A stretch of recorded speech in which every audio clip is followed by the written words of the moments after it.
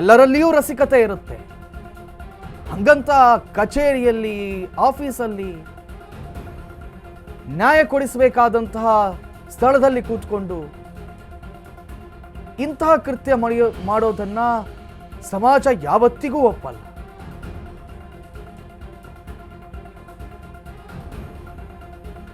ಸಮಾಜ ಯಾವತ್ತಿಗೂ ಒಪ್ಪಲ್ಲ. ಮೂಲತಃ ಆಂಧ್ರದವರಂತೆ ಇವರು.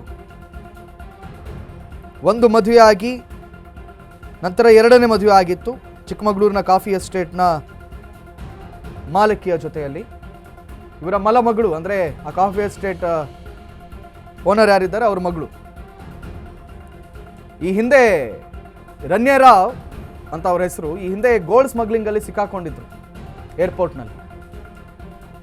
ಇಷ್ಟೊಂದು ಕೆಜಿ ಗೋಲ್ಡ್ ಸ್ಮಗ್ಲಿಂಗ್ ಅನ್ನು ಮಾಡಬೇಕಾದ್ರೆ ಯಾವ ಧೈರ್ಯದಲ್ಲಿ ಮಾಡಿದ್ದಾರೆ ಅಂತ ವಿಚಾರಿಸುವಾಗ ಈಕೆಯ ತಂದೆ ಅಂದರೆ ಮಲತಂದೆ, ಸ್ಟೆಪ್ ಡ್ಯಾಡಿ, ಆತ ಪೊಲೀಸ್ ಅಧಿಕಾರಿ ಅನ್ನೋದು ಗೊತ್ತಾಗುತ್ತೆ.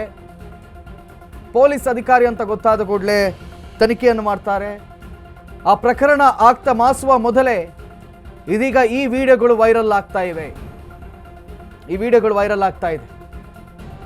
ಡಿಜಿಪಿ ಕೆ ರಾಮಚಂದ್ರ ರಾವ್ ಅವರ ಮಗಳು ರನ್ಯರಾವ್ ರಾಮಚಂದ್ರ ರಾವ್ ವಿರುದ್ಧ ಈ ಹಿಂದೆ ಕೂಡ ಹಣದ ದುರ್ಬಳಕೆ ಆರೋಪ ಕೂಡ ಕೇಳಿಬಂದಿತ್ತು. 2014ರಲ್ಲಿ ದಕ್ಷಿಣ ವಲಯದ ಐಜಿಪಿ ಆಗಿದ್ದ ವೇಳೆ ಭ್ರಷ್ಟಾಚಾರದ ಆರೋಪ ಕೂಡ ಇವರ ಮೇಲೆ ಕೇಳಿ ಬಂದಿತ್ತು.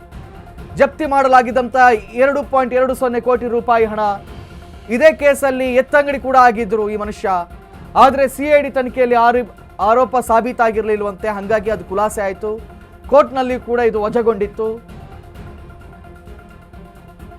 ಅದಾದ ನಂತರ ರನ್ಯರಾವ್ ಗೋಲ್ಡ್ ಸ್ಮಗ್ಲಿಂಗ್ ಕೇಸ್ನಲ್ಲಿ ಅಮಾನತ್ ಕೂಡ ಆಗಿದ್ರು. ಇತ್ತೀಚೆಗಷ್ಟೇ ಡಿಜಿಪಿ ಆಗಿ ಬಡ್ತಿಯನ್ನು ಕೂಡ ಪಡೆದಿದ್ರು. ಇದೀಗ ಅಸಭ್ಯ ವಿಡಿಯೋ ಒಂದು ವೈರಲ್ ಆಗ್ತಾ ಇದೆ. ಬಹುಶಃ ಕಚೇರಿಯನ್ನು ನೋಡಿದ್ರೆ ಅದು ಡಿಜಿಪಿ ಕಚೇರಿ ಇದ್ದಂಗಿಲ್ಲ, ಪ್ರೀವಿಯಸ್ ವಿಡಿಯೋವೇ ಅನ್ಸುತ್ತೆ ಅದು.